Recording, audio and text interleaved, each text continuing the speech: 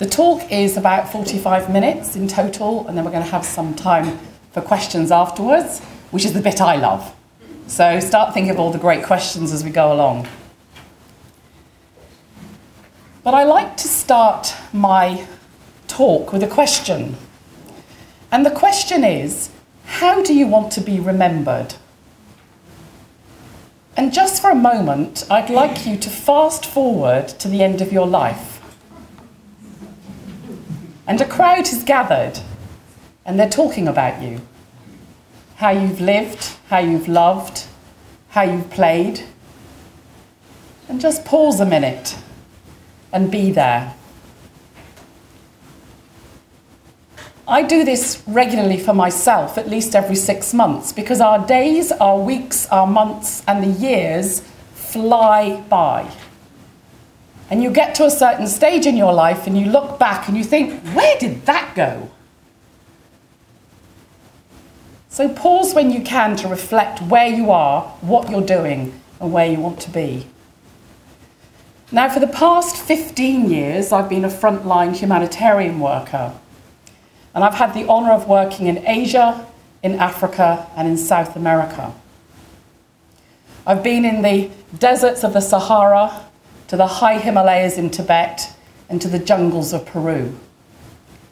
I've also had the opportunity to assist in the recovery of many catastrophic disasters. The Asian tsunami, I was there for 2.5 years. The Pakistan earthquake, for 2 years. Most recently, the typhoon, like 2 super typhoons that happened in the Philippines. And now I'm about to run to Nepal to help the recovery after the earthquake there. So it's quite an action-packed life I've had. But what does it mean to really be a frontline worker? Well, it means that to save a life, I've sat with a Tibetan medicine doctor high in the Himalayas, and I've drunk urine, which is 3 days old. Wearing the moccasins of the community, because there in Tibet, that is their only way of diagnosing. They don't have all the high-tech stuff we have here in our hospitals.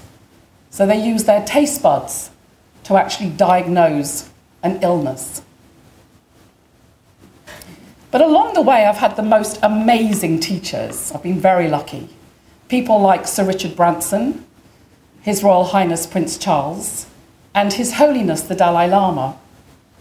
And I can see you all thinking, Richard Branson, there she is in the Caribbean, she's on a hammock, she's got a cocktail in one hand, and they're discussing life. Oh no. I met Richard Branson in Soweto, which is a slum area outside of Johannesburg in South Africa. And we quickly got to know each other because I was holding the toilet door for him when we both had a funny tummy. Richard Branson is a tremendous humanitarian, and I learnt a lot working alongside him and for him. But really, the gentleman that gave me my model of success for my last 15 years was His Royal Highness Prince Charles. And he came to visit me in a refugee camp just outside of Delhi, full of Tibetans. And he had heard that I was using a different type of model to uplift the community. And what I'd realised that what we were lacking as we were trying to help them in the charitable world were people like you. Because basically, often charities will come to people like you or to business leaders, and there really is quite a simple ask. And that is, please, will you donate? Will you give us some money to be able to help on the front line, wherever the problems are? But I said to Prince Charles, I believe that the most underused resource in the development world are business leaders and people who have their daily lives, who are working in construction, who are working in many different fields. And we are missing out on them. And he said, I totally agree. And when someone tries to give you some money to help you on the front line, don't refuse it. Leave that check on the table. And then see if there's any way you can engage them as a person. Because what really you want is their business acumen, their entrepreneurial skills. You want their creativity and their innovation. That is the jewel. You want to engage them with their heart and their soul. The money's always good. But getting that person involved and all the skills they have, especially if you're fortunate enough as we are to be born into a first world country, just our common sense, the way we manage our bank accounts, the way we organise our days, the way we bring up our children. And these are the skills that are very much needed on the front line. I call it a hand up, not a handout. I hate handouts. Handouts create beggars. They create dependency. And as I relate some of the stories today, you'll see why I'm so passionate about what I do. Now, there's certain times in our lives when we remember exactly where we were when the event took place.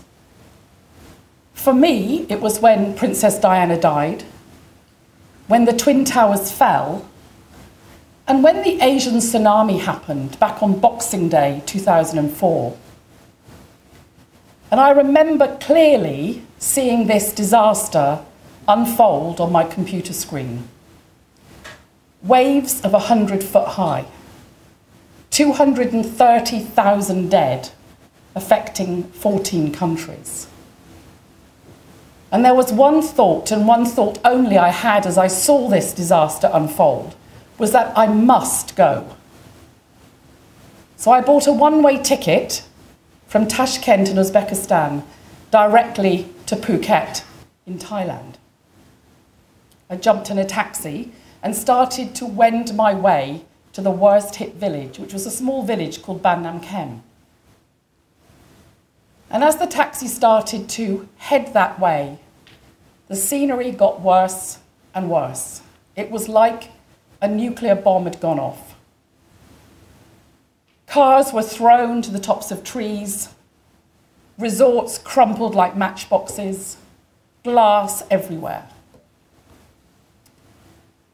And as I saw this getting worse and worse, I said to the driver, "You're just going to have to stop a minute while I regroup." And I got out of the taxi and I walked to the edge of the cliff. And I looked over. And I wished I hadn't. Because in the sea, along with all the debris, were also dead bodies. Many of them. So as I came back from the cliff edge, I collapsed. I could feel the sweat trickling down my back. My heart was pounding. And all I could think of was how quickly can I get out of this country? The smell of decomposing bodies in hot, humid Thailand was too much. And as I lay there on the ground, my nursing matron appeared before me, and I saw her standing there in her starched white apron and her rather stern face. And she said to me, "Nurse, it's not about you. You are here to serve. You are here to contribute. You are here to make a difference." And as I heard her words and I was transported back to myself as a young junior nurse, I pulled myself together and I got back in the taxi. We drove on to the largest survivors camp in Ban Nam Kem, 5,000 Thai people put together in a tented compound. I snuck into the communal tent, not really knowing what I would find the next morning. When I got up as a nurse, I went straight to the first aid tent and started to help people with these massive wounds. Can you imagine having a washing machine being thrown into your side? Terrible, terrible injuries. But as I was standing there with the nurses and doctors, there was one little girl, about 8 years old, and she kept pulling and pulling at my trouser leg. And I said to the doctors, do we have any idea what's happened to her? And they said, bit by bit, we're piecing together her life. And it appears she's lost every pillar of her life.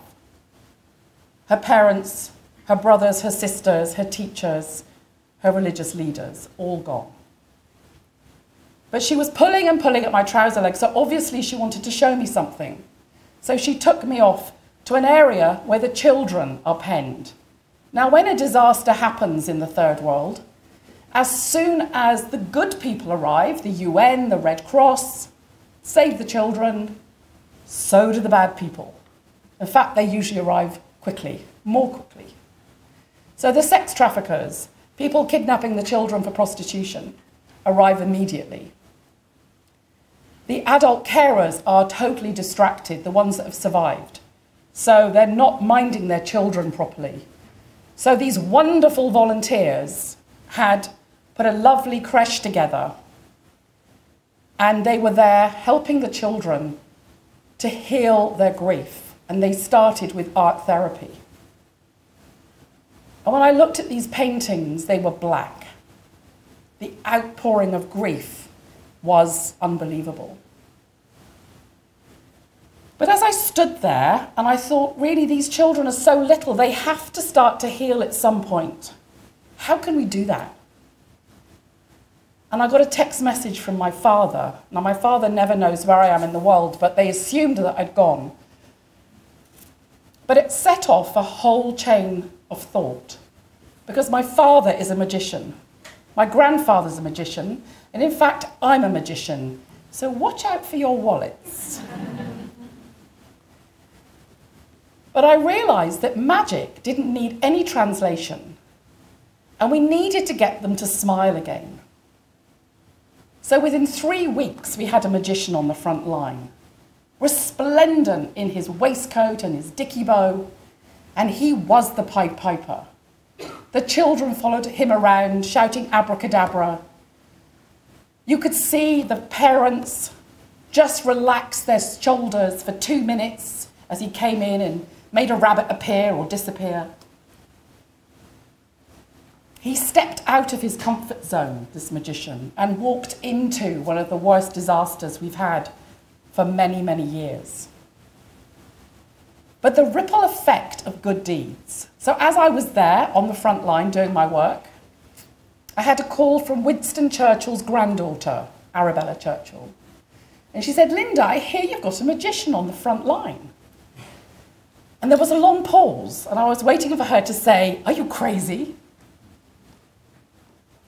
And she said, I've got a mobile circus. Can I bring it out?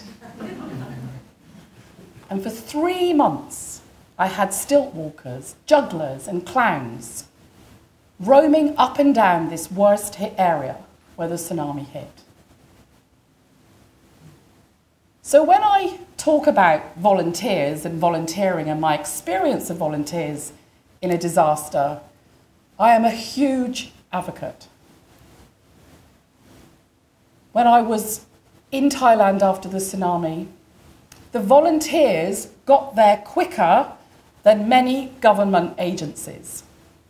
They got on flights and they arrived. 6,000 volunteers arrived within the first couple of months from 51 different countries. The power of one. And incredibly, these 6,000 people, they self-organized. They didn't come through the Red Cross. They didn't come through any set-up charity. They came and they organized themselves. We had everything from construction workers, from physiotherapists, from magicians to stilt walkers. We also had the huggers. They're just as important. When people have such a bad emotional experience, the last thing they want to be is abandoned. It was also very good for the economy. People came, they bought food. If there was anywhere to stay, they stayed in someone's house and paid for it. But they worked and they worked hard. On Phi Phi Island alone, 4,000 volunteers moved 290 tons of debris from the sea and the beach. Those volunteers were essential workers. They started as young as 18 years old and went up to 75 years old. An incredible outpouring of practical compassion.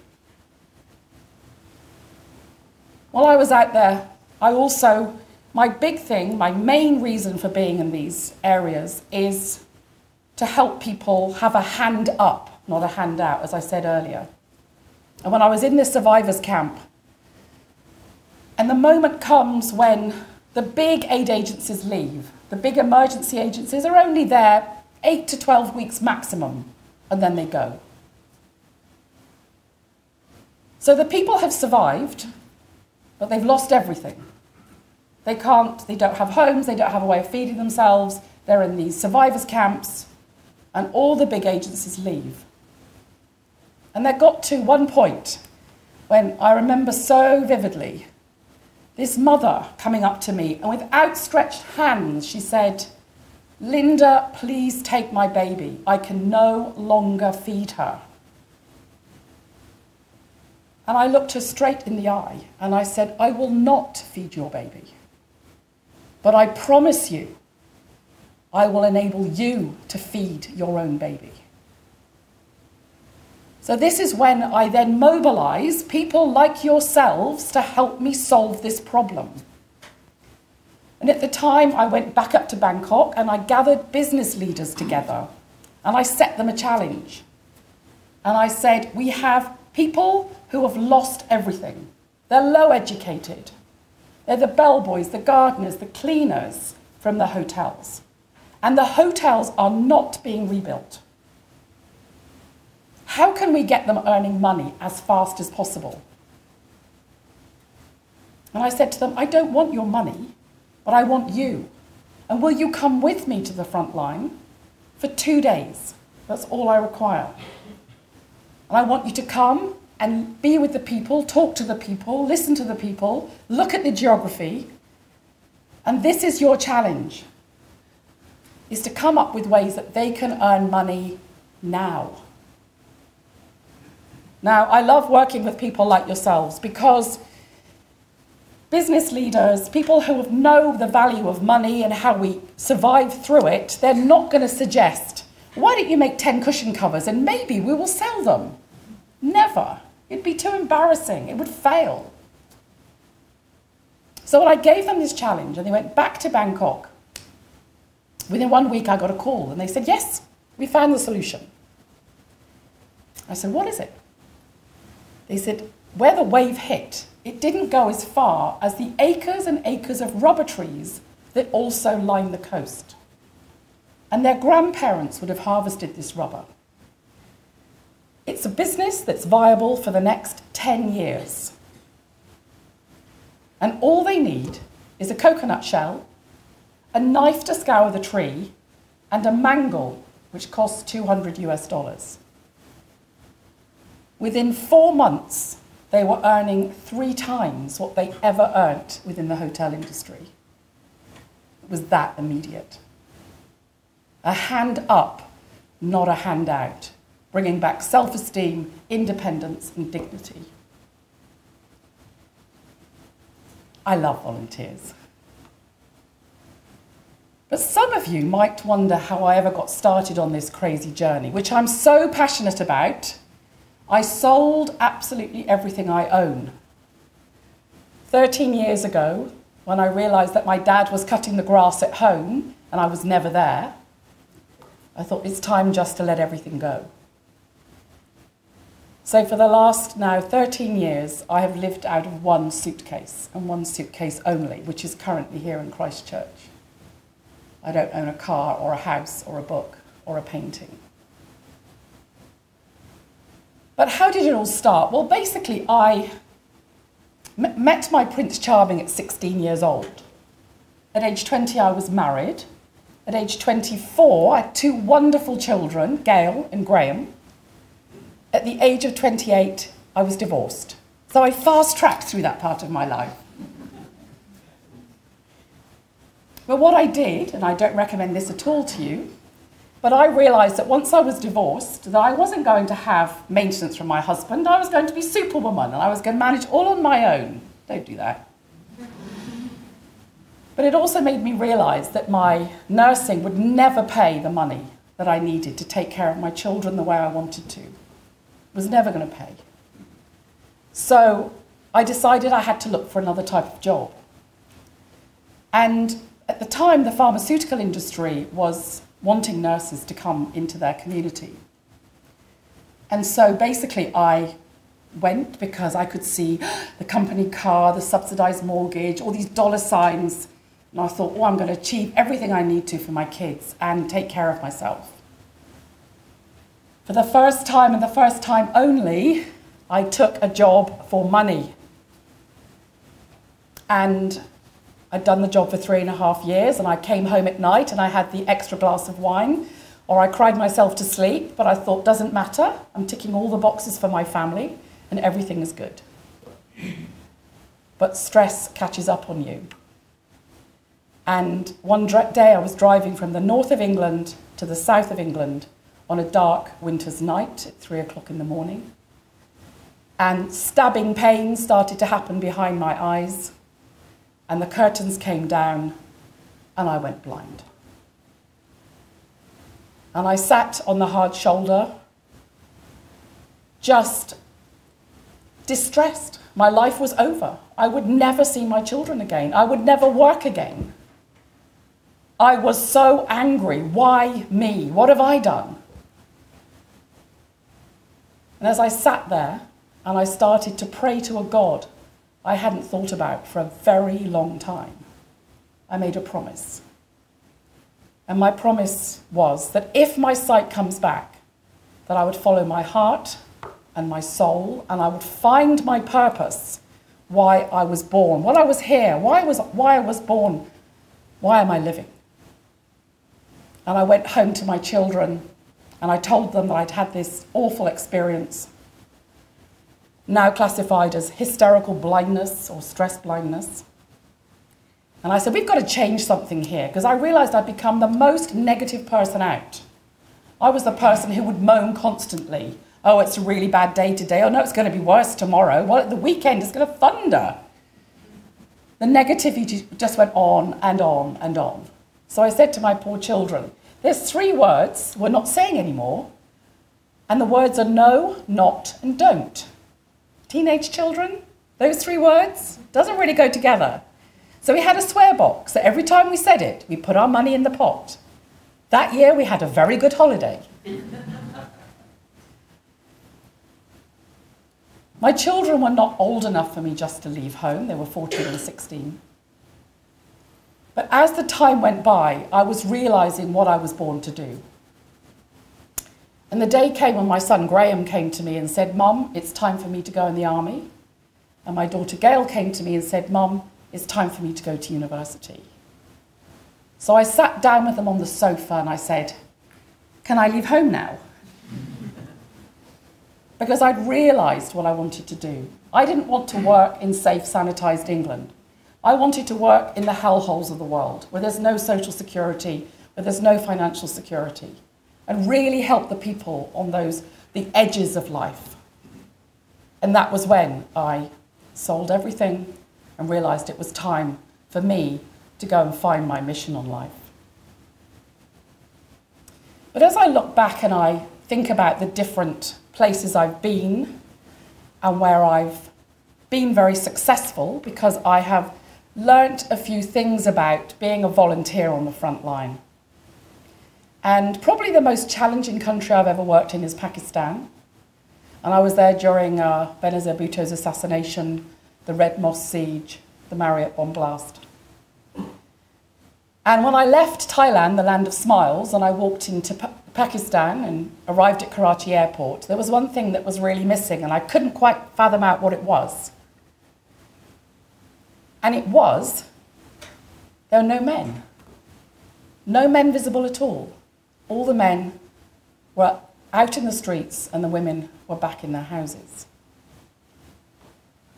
But I learned to do the job and to be a good player in that country by wearing the moccasins of the country. And anyone who wants to volunteer in any capacity outside of your own culture, it's the only way to go. And before you take that leap of faith, the first thing we all have to do, wherever we're born in the world, is to actually look at ourselves and to look at our own filters. Because wherever you're born, you've been programmed by your government, by the society, by your teachers, by your parents, by the environment you've grown up in. And to be able to help another community, you have to really clean your glasses and get fresh and really live, breathe, and be in that country. So when I was in Pakistan, and it was time for me to go to the very front line, because my business leaders there, when I was trying to encourage them to come with me, they said, absolutely not. If we come with you to the front line, we'll be kidnapped, our kids will be held to ransom, it won't work, but we will support you to go. So I had a lovely driver at the time, and he said, Madam, it's time to go burqa shopping. So he took me into a burqa shop in Islamabad. Quite hard to find a burqa for me, being so tall, but finally he did.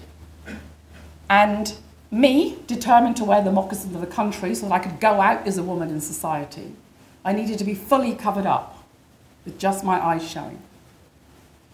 So I got dressed up and made sure everything was in the right place, and I walked down to my driver, and as I walked towards him, he looked at me and his jaw dropped open. And he said, Madam, you are so beautiful. He could not see me in my Western clothes. I'd been with him for 6 months, and until it was just my eyes, it was not possible. So wearing the moccasins of the country is incredible. When I then look back to other pivotal moments of my volunteering was when I was working with His Holiness the Dalai Lama in Tibet. And he asked me to come and meet with him to share the project that I was doing with Tibetan refugees.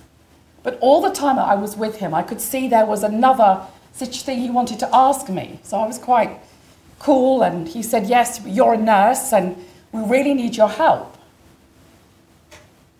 He said, in the high Himalayas, 15,000 feet up, inside Tibet, where Tibetans can now no longer go back into, he said, we have the highest infant mortality in the world. And we found out the reasons. There's 3 reasons, and it's all just health education. But we need volunteers to go to this area to be able to share the messages. And so I wanted to reach into my case to get my diary out to see if I was free to go, as the Dalai Lama was looking at me, asking me to go. So I just said yes. You don't say no to the Dalai Lama. But it was a very interesting situation, because basically, if anyone knows anything about Tibetan nomads, they literally have what they stand up in.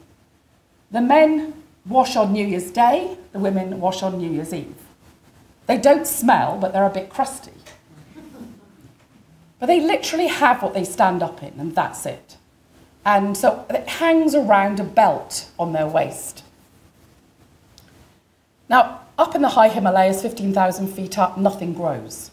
So the people survive on yak meat.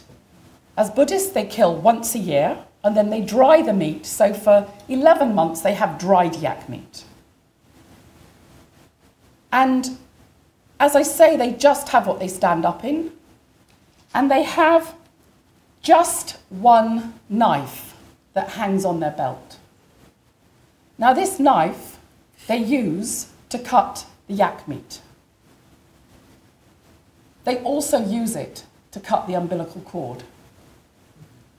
And they were killing their own families without being aware of it. Now, I call this know the context because, and know how to influence. Now, if I had gone in and said, a tall blonde lady from London, you know, you are killing your children, you need to sterilize that knife, you know, this is crazy, what are you doing? They would think, what does she know? She's from London, she doesn't know anything about this. We're nomads, we've lived here forever. So we had to share the message. Me, and I had volunteers, doctors and nurses came with me. So we had to find the most trusted leader in the community. And in this community, it's monks. So we told the monks the problem and why the children were dying. And they said, okay, we'll help you. So they said to the mums, when you're pregnant, bring an additional knife with you to the monastery. We will pray over it for 1 day. We will wrap it in a sacred scarf. And then you pop it in your pocket. Success rate, 100%. We used the right influence of the community. They listened, they understood, and they applied. But I love to see how volunteers and contribution can have such an incredible effect in all areas of our life. Because volunteers, when they then go to get a job, often they are more favourable. If they've seen that people have had the strength and resilience to give and contribute and be overseas, it can help you get above the competition to get a job. It actually raises your happiness levels when you contribute. Because there's 6 basic human needs, but the greatest human need is contribution. We all know how good it feels when we help anyone do anything. But when I was in Thailand after the tsunami, it was quite interesting because KPMG, which is a big insurance company, came to me and said, we want our staff to volunteer 1 day a month for 6 months. So this is great. So I put them to work straight away. Off they were, helping, clearing up, constructing houses, constructing boats. 6 months later, the KPMG chair came back to Bangkok and he sat his staff down and he said, thank you, you've done a great job, brilliant job. But something really strange has happened since you've been volunteering. Our productivity has gone up. They were working less hours, but they felt so good about what they were doing. You could see in all their little booths, they had the children they were helping, that their actual productivity had gone up. So you can imagine, I'm sharing this with companies all the time. Another amazing thing happened, and that's why I've dedicated my life to be out in the world to share stories like this, because when the Thailand Asian tsunami happened, I'd been there about 3 months, and I got a call from the head of Cadbury's. Cadbury's is the big, Cadbury Schweppes, you know, the chocolate people. And they were due to have their annual conference in Mexico. 120 country managers from all over the world were coming together in Mexico to have their conference. And bless their hearts, do you know what they did? They relocated that conference to Phuket. When everyone else was running away, 120 country managers from Cadbury Schweppes decided to change the location and go into the disaster area. And I got a call from the top guy, and he said, can you facilitate 120 country managers to make a difference in 3 days? Of course, I said.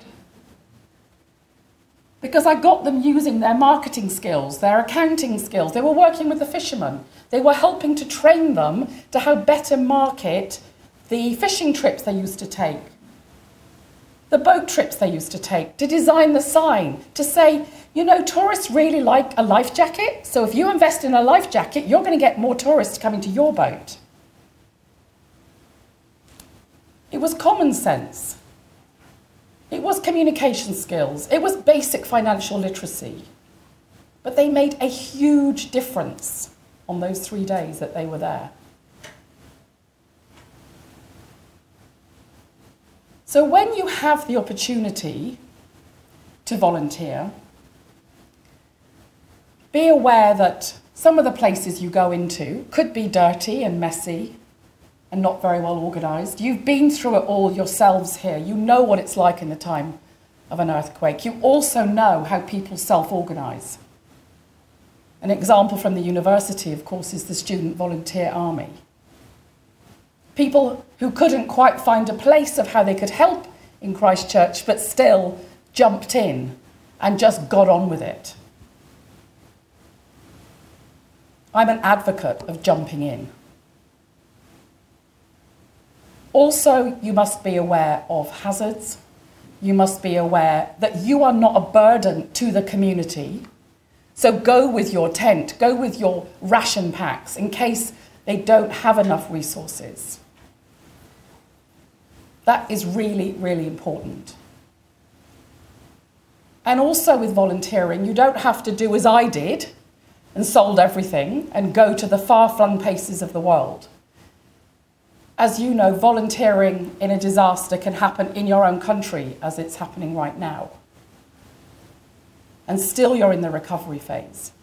Because as you guys know very well, media defines disaster. When the spotlight comes off you, everyone thinks you're okay. It's the same in the third world. But I'm a real advocate of practical compassion, of paying it forward, of random acts of kindness. And that's what we as human beings are all about, whether we're volunteers or not volunteers. And just for a moment, I would love you to take a second to think about someone in your life, whether it's when you were 5 years old or yesterday, who gave you a random act of kindness, who made that extra cup of coffee for you, who babysat for you when you really needed that night out, who smiled at you on the bus, could have completely changed your day. When that person pops into your mind, just say a thank you to them.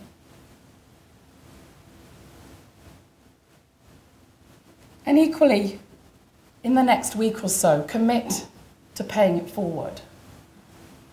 Commit to passing it on. Now, I had the most amazing experience the other day when I was coming through Auckland Airport, and I had a really busy day, and I'd rushed through security, and all I wanted was a glass of wine. When I got through security, it was this Air New Zealand area where you could only go in if you had a ticket, a gold card or something, and I didn't have that. So I was standing next to the Air New Zealand man, and I said, is there any chance I can get in? I've had a really hard day. I thought, I'm a real charmer, I'll get through it, I know. I'm a frontline worker, come on, use all your skills. And the Air New Zealand man was very severe. He had a very straight face, he was not happy about this. So as I loitered there thinking, oh, some magic will happen, let's just wait and see. And as I looked around, this man walked past me, and he walked straight into the lounge, and he said, she's with me. The Air New Zealand man was not amused. And he looked at this guy and he said, okay, so what's her name? And he said, Penelope. And I followed him straight into the lounge and we had that glass of wine. So I am a great advocate of paying it forward and that random act of kindness. I tell you, I've had some adventures and misadventures, but some glasses of wine as well. But I really say to you, whether you're 33 or 93, don't sleepwalk through life. Don't walk the same path 80 days in a row. Don't be that sheep in the middle of the herd. Because ultimately, you come with nothing and you go with nothing. And at the end of the day, all you have is your story. So I encourage you to make yours a great one. Now I'm going to show a small video that was shot on the front line, and then I would love to have some questions, but the first person has to ask me what's inside my suitcase. So let's see if we can do this.